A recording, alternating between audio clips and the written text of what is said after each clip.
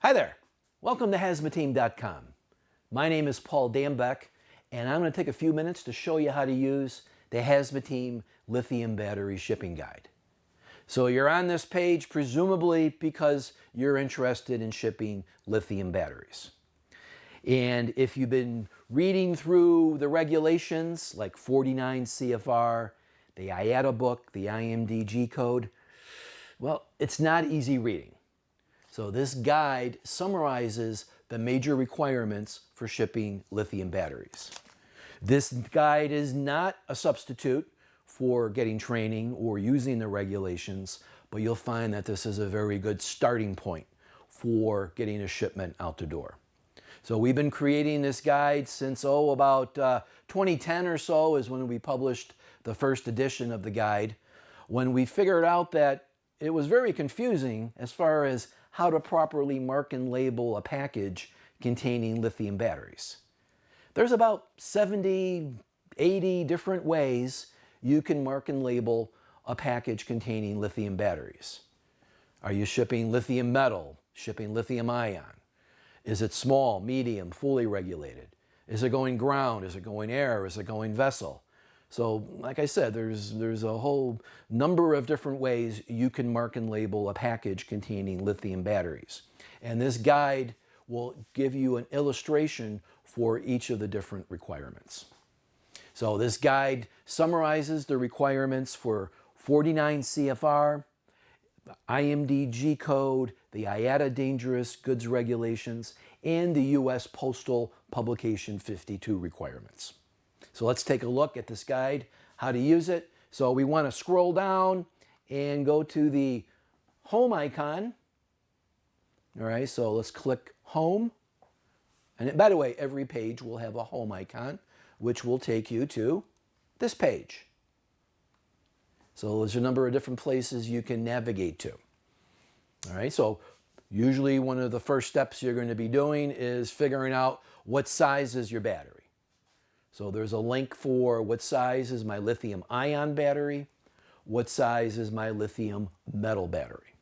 So let's say you have a lithium ion battery and you want to figure out what size it is. We would click right here.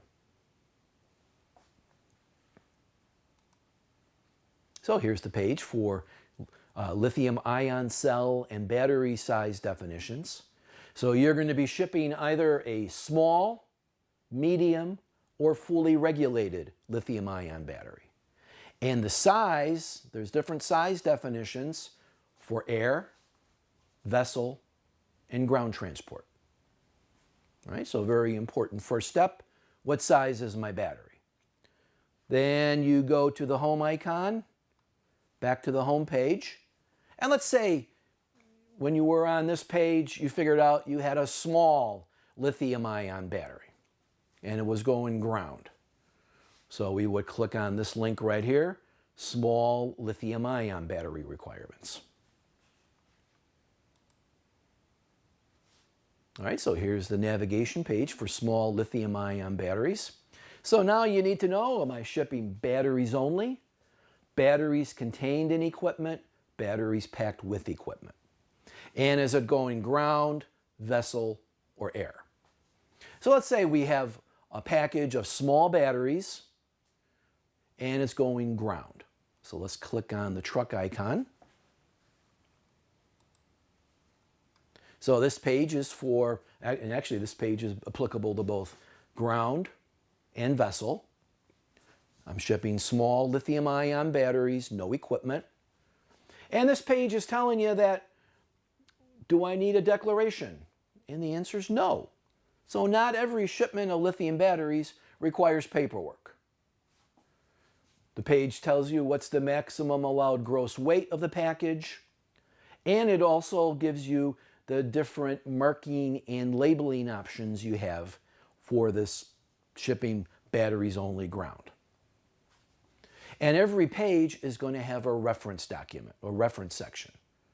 All right, so this page is a summary of the requirements. You still need to open the book, the DOT book, the IATA book, the IMDG book, but we give you the specific references of where to look for their requirements. All right. This page also says, is this shippable by way of the U.S. Postal Service? And it says yes. So you click here.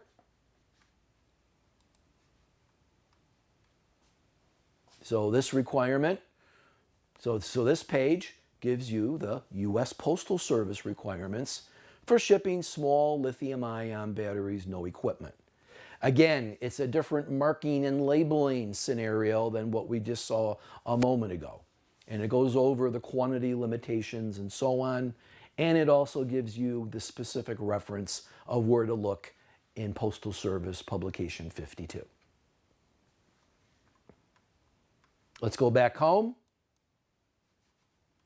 Take a look at a few other items. All right, you can navigate to small, medium, fully regulated requirements. Are you shipping a damaged battery? Are you shipping battery-powered vehicles? Are you shipping overpacks? So different summary information with all of these different links. So let's say, for example, you had a fully regulated lithium-ion battery. So let's click on fully regulated lithium-ion. So this is the navigation page for fully regulated lithium-ion batteries. So let's say we had a package of batteries only going ground. And here's the page applicable for vessel and ground transport of fully regulated lithium-ion batteries, no equipment. And in this case, a declaration is required. Or a shipping paper, in this case, a shipping paper is required, and you need emergency response information when you're shipping a fully regulated package. And now we see that it's a completely different marking and labeling arrangement for this fully regulated package. So it looks a lot different than small batteries going ground. It looks a lot, and it's even different still from when you're shipping a small battery via the Postal Service. And this page says you can't ship a fully regulated by way of the U.S. Postal Service. So you're shipping fully regulated batteries. It requires a shipping paper. On the bottom of the page, you've got shipping paper examples. Let's click on that. So on this page, we've got a number of different examples of properly completed paperwork. So we have examples of paperwork for shipping ground, vessel, air, and a couple of examples of shipping papers for battery-powered vehicles, like an e-bike, for example. So for example, let's say I wanted to ship ground, UN 3480. Example 1 would be applicable. And here's the example. I'm not going to go through the details of this shipping paper, but we cover that extensively in the training course. So here you have a good template of how to complete a ground bill of lading form. All right. You can also navigate to required emergency response information. So you're required to provide emergency response information with your shipment.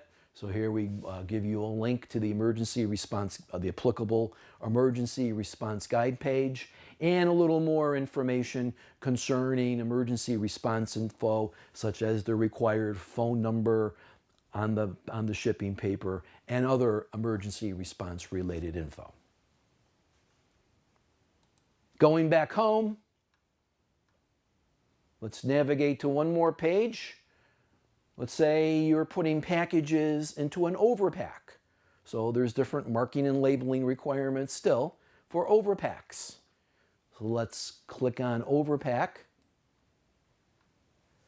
And this page is applicable for all modes. And here we give you illustration, a little background of what an overpack is and how to mark and label packages and their respective overpacks. And then with regard to what are the regulatory requirements for overpacks, the specific references, Well, right here, there's a reference section which points you to the correct section in the various regulations which address overpacks. One final place we want to navigate to, this page has a training link. So let's take a look at training.